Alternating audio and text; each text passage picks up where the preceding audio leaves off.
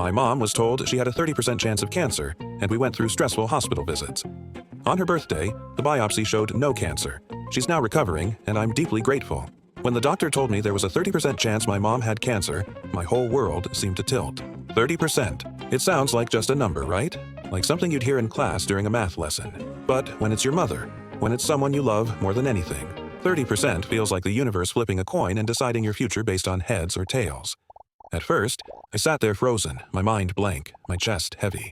I kept nodding like I understood everything, but inside I was screaming. I'm only 17. What do I really know about hospitals, biopsy results, staging, survival rates? Yet, suddenly, here I was, dragged into this terrifying world where one word, cancer, could change everything.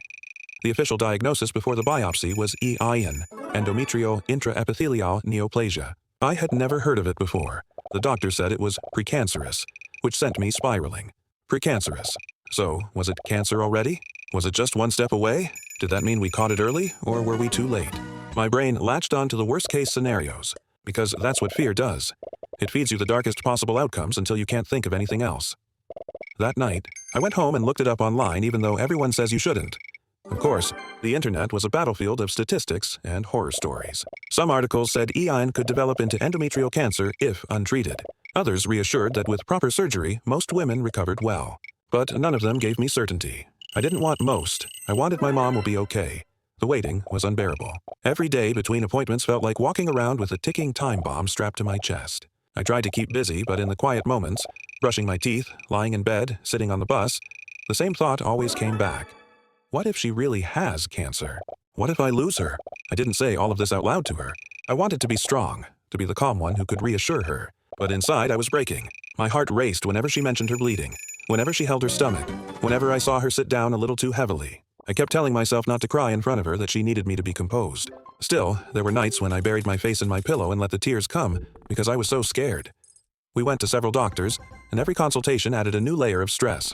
Each hospital felt like a different version of reality. One doctor would say one thing, another would say something else. The numbers changed, the tone shifted, and the uncertainty only grew. Through it all, I prayed.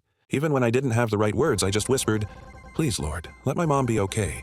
Please don't let this be cancer."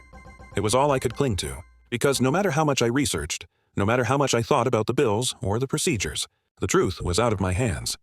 Waiting for that biopsy result was one of the longest stretches of my life. It was like every day was stretched thin, every hour heavier than the last. I felt like time itself was mocking us, dragging its feet while our hearts pounded for answers, and deep down I kept thinking, if it really is cancer, how will I survive it? How will my mom survive it?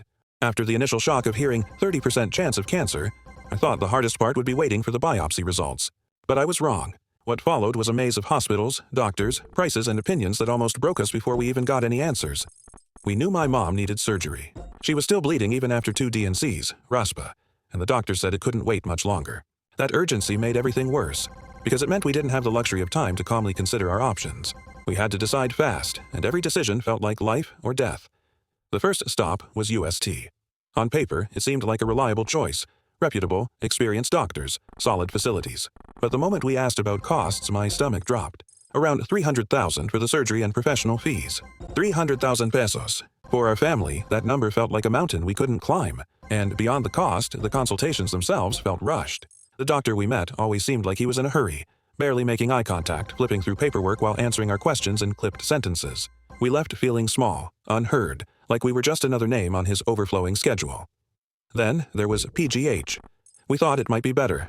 After all, it's known for excellent doctors and lower prices compared to private hospitals. And it was cheaper, around $150,000.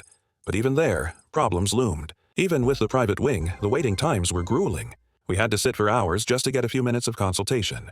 The doctor was competent, sure, but the professional fee was still painfully high for us. I couldn't stop calculating in my head. Surgery fee, plus doctors, fee, plus medicines, plus recovery. How would we survive financially, especially if the biopsy came back with worse news? We also checked Manila Doctors Hospital. I'll never forget that visit, because it nearly shattered my mom completely. The doctor there didn't even wait for the biopsy. He flat out told her, "You already have cancer. The staging is all that's left." I swear I saw the light drain from my mom's eyes in that moment. She slumped back, silent, tears brimming, her spirit crumbling right in front of me. No compassion, no reassurance, no, let's wait for the results. Just a cold declaration that left her depressed for days afterward. I hated that doctor for it. How could someone speak so bluntly, so carelessly, when he knew the power his words held? By this point, I was exhausted. Each hospital we went to drained me more, emotionally, mentally, financially. I kept thinking, why does it feel like survival depends not just on health, but on how much money you have and how lucky you get with the doctor you choose? It felt unfair, cruel, like the system itself was designed to crush people when they were already vulnerable. Finally, we ended up at Delgado Hospital in QC. At first, I didn't know what to expect, but the difference was immediate. The doctors there were kind, genuinely kind. They sat with us, explained everything in simple terms, answered questions patiently, and treated my mom like a human being instead of a walking case file. My mom's entire demeanor shifted. I could see the relief on her face, the way her shoulders relaxed for the first time in weeks. She trusted them, and honestly, so did I. The cost wasn't cheap, but it wasn't as impossible as UST, and more than anything, the care mattered. I realized then that it's not just about numbers and fees. It's about whether the doctor makes you feel safe, whether the hospital gives you hope instead of despair. In Delgado, my mom finally felt seen. She finally felt like she wasn't fighting this battle alone. We laughed a little even. I remember my mom saying, "Ang sarap ng hospital food dito." It was such a small thing, but after weeks of tension and tears, it felt like a gift to hear her say something lighthearted. Looking back, I think that period of hospital hopping showed me two things. First, money really does play a massive role in healthcare, and it's terrifying. And second, kindness from a doctor can heal a part of you even before the medicine does. Still, beneath that small comfort, the fear was always there. We had found the right place, yes, but the big question remained unanswered. What if the biopsy confirmed cancer? And so, the waiting game continued. Only now, it was heavier because the stakes had become even clearer. The day the results came out felt like one of the longest, most suffocating days of my life. We had been waiting for what felt like forever, each sunrise bringing more anxiety than comfort. But then, almost cruelly poetic, the hospital called us back on the very day of my mom's birthday. I didn't know whether to laugh or cry when I realized the timing. What kind of birthday gift would this be? Would we be celebrating her life and her strength? Or would this day become the beginning of a darker chapter we weren't ready to face? My hands were shaking as we got ready that morning. I could feel my chest tighten with every passing minute. My mom tried to stay calm, but I could see the fear in her eyes. She dressed up a little, maybe trying to mask the anxiety with a touch of normalcy, but I could see how stiff her shoulders were, how her smile trembled at the corners. She kept saying, "It's my birthday, Anak. Maybe God will give me good news." And I clung to those words like a lifeline. When we got to the hospital, everything felt sharper. The cold air conditioning, the white walls, the smell of disinfectant. Each step down the corridor echoed in my ears like a countdown. I wanted to fast forward to the answer, but at the same time I dreaded it. I sat there in the waiting room, staring at the clock, whispering silent prayers under my breath. Please, Lord, please, not today, not on her birthday. Please let her be okay. Finally, they called us in. My stomach dropped. The doctor sat across from us with the report in hand. For a moment, he just looked at the paper, and the silence was unbearable.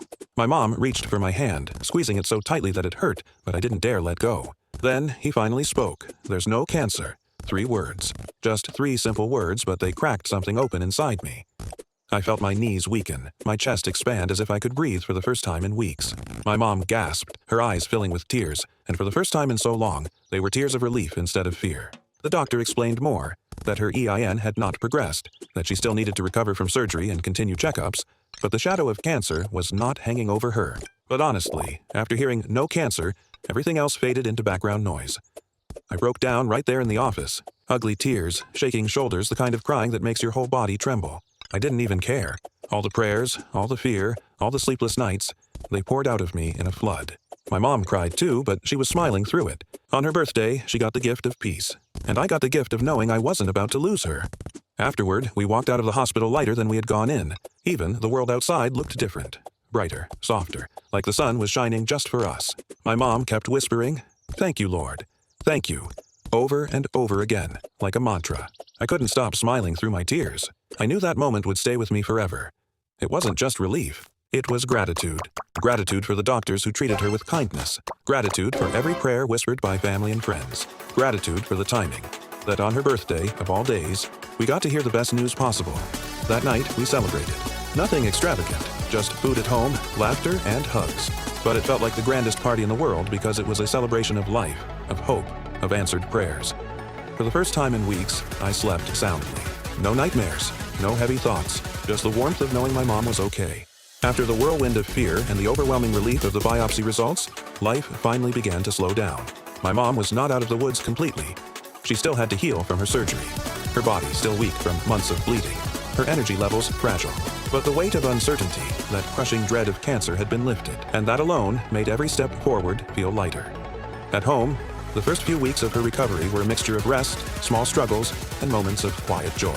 She moved carefully, avoiding sudden motions, sometimes wincing from the pain of her stitches. But even in discomfort, her spirit was different. She laughed more easily, she ate with better appetite, she even teased me again, something she hadn't done in months. It felt like I was watching her return piece by piece, as though the shadow of fear had been peeled away and her light was shining again. I helped out however I could, preparing meals, adjusting her pillows, fetching water, making sure her medicines were taken on time. They were small acts, but to me, they felt sacred. Each thing I did was a reminder that I still had the chance to care for her, that she was still here, alive, safe. Every time I walked into her room and saw her sleeping peacefully, I whispered a quiet thank you to God. Looking back at everything, the endless hospital visits, the financial panic, the careless words of one doctor, the kindness of another, I realized how much this journey had taught me. I learned that compassion matters just as much as competence. At UST and PGH, we met skilled doctors, but some of them were too busy, too rushed to notice the fear in my mom's eyes. At Manila Doctors, we met one who crushed her spirit in a single sentence by declaring cancer without proof. And then at Delgado, we met doctors who treated her like a person, who explained gently, who listened. It was there that my mom felt safe, and that safety made all the difference. I also learned how deeply unfair the healthcare system can feel, the way money dictates access, the way costs can drown families before sickness even does. 300,000, 150,000, these numbers haunted me. I kept wondering how many families don't get a happy ending simply because they can't afford it, because kindness doesn't always arrive in time. It broke something in me, but it also lit a fire, gratitude for what we received and a desire to pay it forward someday. Most of all, I learned about faith. For weeks I clung to prayer because it was all I had. I begged, pleaded, whispered to God in the dark when no one could hear me. And when the results came back, on her birthday of all days, I felt like the universe had answered in the loudest, clearest way possible. I will never forget that feeling. Now, as my mom continues her recovery, our home feels different, softer, warmer. We don't take simple things for granted anymore. Meals shared together, laughter during TV shows, even just sitting side by side in silence. Every ordinary moment feels extraordinary because we know how close we came to losing them. Sometimes I still replay the past months in my head, and I shiver at the memory of that fear. But then I remind myself of the ending. No cancer, no progression, just healing. And I let gratitude wash over me again. My mom is still here. She's still recovering, but she's here. And that is everything. This experience will haunt me in small ways. Yes, the fear, the waiting, the what-ifs. But it has also shaped me. It taught me resilience, compassion, and the power of choosing the right people to trust with your health. It reminded me that miracles don't always come with fireworks. Sometimes they come in a quiet doctor's office, in 3 words that change your life. There's no cancer. And if there's one thing I carry with me now, it's this. Life is fragile, unpredictable, and often unfair. But it's also full of grace, kindness, and second chances. And I will never stop being grateful for the second chance given to my mom. And to me.